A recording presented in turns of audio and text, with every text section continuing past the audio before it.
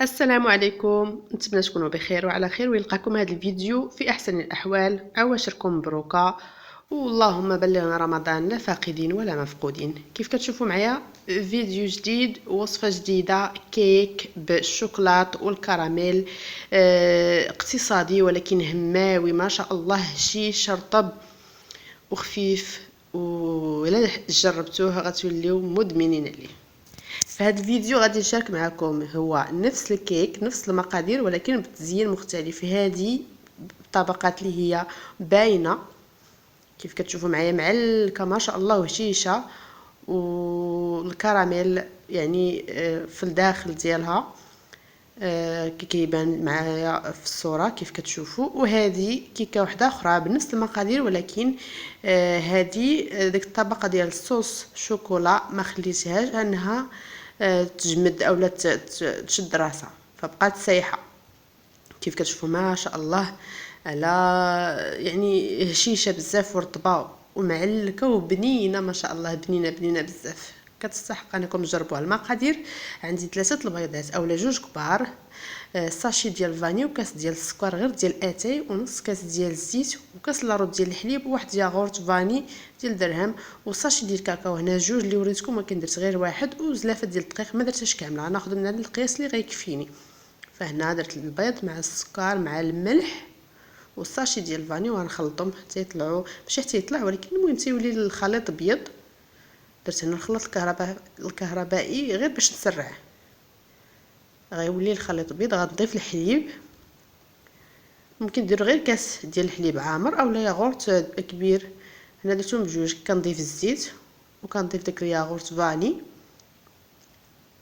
بنكهه الفاني، وكنخلط الخليط باش كلشي كينسجم، وكنضيف الساشي ديال الكاكاو اللي كنغربلو دوك الحبيبات اللي بقاو يعني ضروري كيتغربل.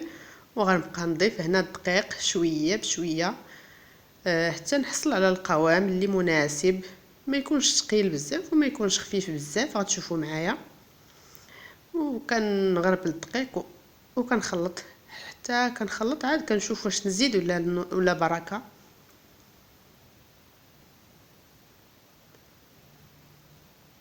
كنخلط مزيان، كنعاود نضيف كميه واحده اخرى وكنزيد نخلط.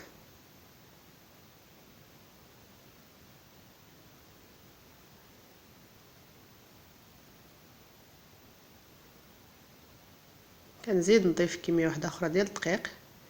نوع ممتاز.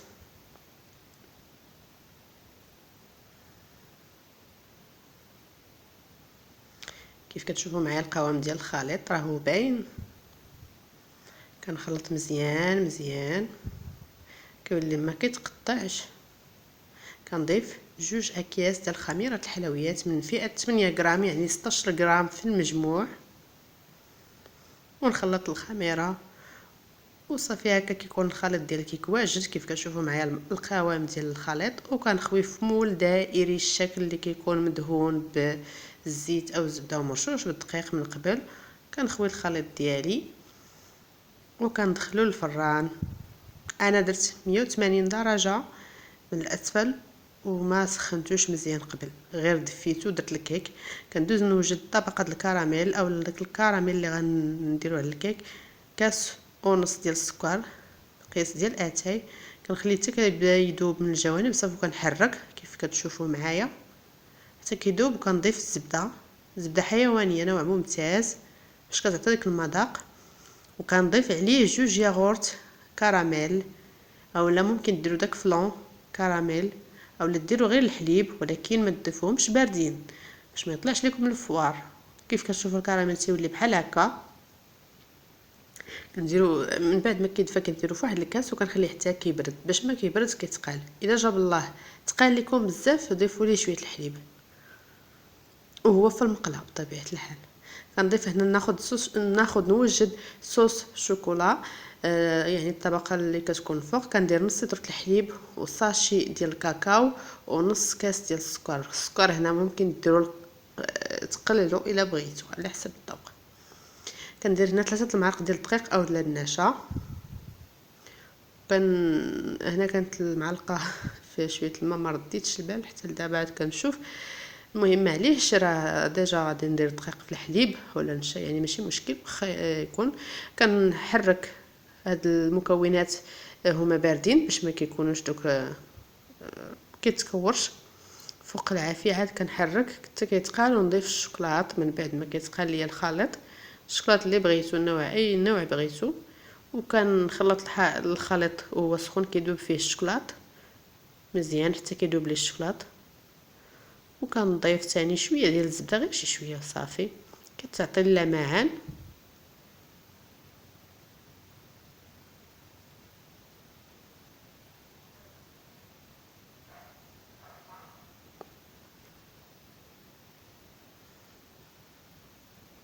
صافي، وكنخليه هاد الصوص الشوكولا جانبا. كيف كتشوفوا ها هو الكيك ديالي واجد تبارك الله طالع. كندير هاد الثقوب اللي فيهم غادي نخوي داك الكراميل اللي وجدت. هذاك الشيء باش كتبان ديك الكيكه معلكه والكراميل داخل ديال الكيك. فاش كنقطعو تناكل كيبان لك الكراميل داخل ديال الكيك زعما، وكيعطيك ديك التعليكه وانت كتاكلي الحلوه اولا الكيكه، يعني تكون كيكه معلكه. هذا هو السر، يعني كنخوي داك الكراميل وكنخلي شويه كنزين به من الفوق. كنزيد مازال واحد شويه ديال الثقوب باش ما كثرتو من الثقوب كتكثروا من التعليكه. صافي، وغادي نخوي حتى هذاك الصوص الشوكولا. دابا هاد الصوص الشوكولا هو اللي فرق لي ما بين جوج الكيكات. وحده خليت حتى هاد لاصوص شد لي في راسو مزيان، هاد الطبقه شدت في راسها مزيان، وحده ما خليتهاش خدات الوقت ديالها.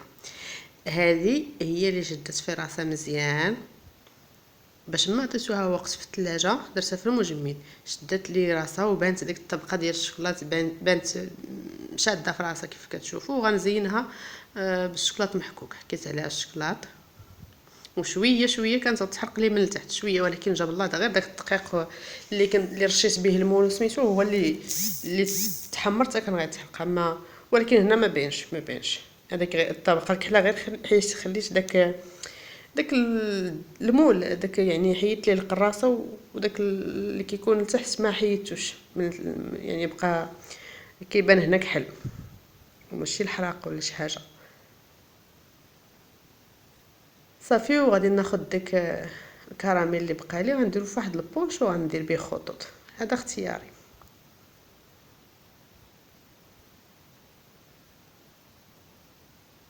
صراحه كتجي زوينه بزاف، ولا جربتوها غتعتمدوها ومذاق يا سلام. صراحه كتجي معلكه وكيكه اقتصاديه وما فيهاش قوت، ماشي شي مقادير كثيره.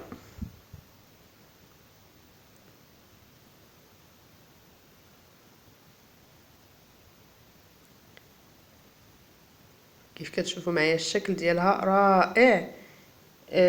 يعني ما شاء الله كيف كتشوفوا. وهذا هو الطريف ديالها. ولا شفتوا داك الكراميل اللي درنا في داك الثقوب راه هو داخل تيبان لك ملي كتقطع المورسو ديال الكيك كيبان لك راه الكراميل هابط في الطرف ديال الكيك. ايوا، وكتجي بحال هكا هشيشه ورطبه ومهويه. يعني الكيك ما كيعجبنيش داك المدقه الصراحه، ما كيعجبنيش. كيعجبني الكيك يكون خفيف كيف شفتوا معايا الكيك، يعني راه ما محروقش بزاف من التحت، راه كتبان نسيت المول ما حيدتوش. والكيكه الثانيه كي شفتوا معايا ديك الطبقه ما شدش في راسها ديال الشوكولاط، ها هي كتبان صايحه. انا زوقتها بالشوكولاط فيرميسيل كحله وشويه الكراميل من الفوق، وبقى داك الشوكولاط ديك الطبقه بقات الشوكولاط هابطه من الجوانب، وبقات يعني مازال ما شدتش في راسها، ولكن حتى هي جات رائعه. وغادي نقطع معكم مورسو منها وتشوفوها. يعني لان بكثرة ما عجبتني الكيكه فعاودتها 2 مرات في نفس الاسبوع بنفس المقادير بنفس التقنيه. صراحه جات غزاله ما شاء الله. كنتمنى انكم تجربوها. وإلا وصلتوا يعني وصلتوا لهاد البلاصه في الفيديو، فكنتمنى انكم ما تنساونيش من لايك. وكنشكركم بزاف، لا اللي التحقوا مؤخرا بالقناه ولا اللي عندي من زمان من بدايه القناه كانني. كنشكركم كاملين على التعليقات المشجعه ديالكم وعلى اللايكات. ومع السلامه مع فيديو اخر ان شاء الله. ونتمنى منكم انكم تجربوا هذا الكيك وما تنساونيش من لايك، ومع السلامة وعواشركم مبروكة.